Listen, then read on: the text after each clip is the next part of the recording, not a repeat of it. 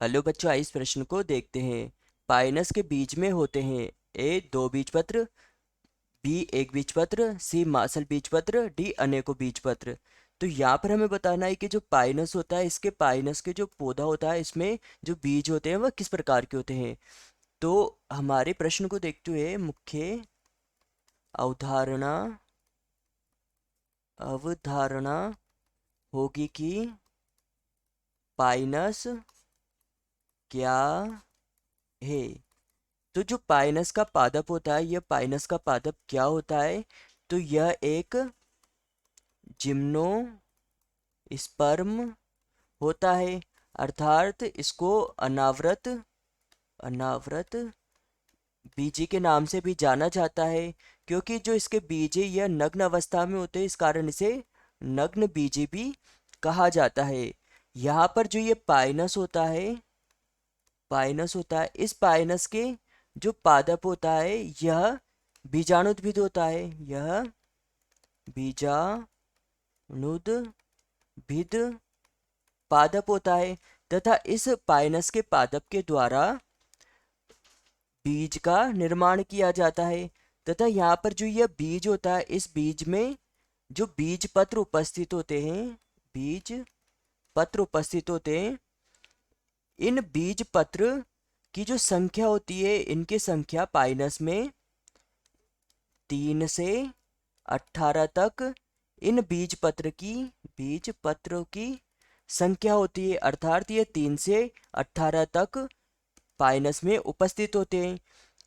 यहाँ पर जो ये पाइनस होता है, इसका जो यह बीज है, इस बीज के बाहर की तरफ यह बीज पत्र उपस्थित होते हैं।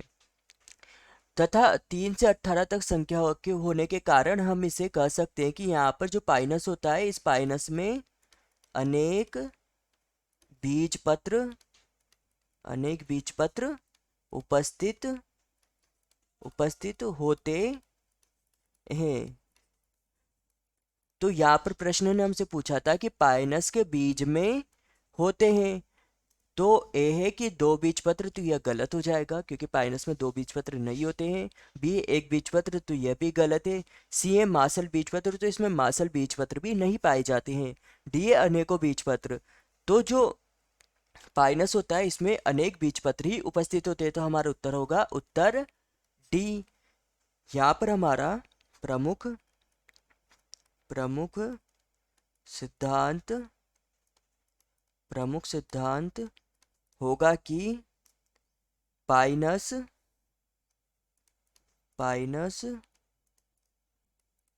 जिम्नोस्पर्म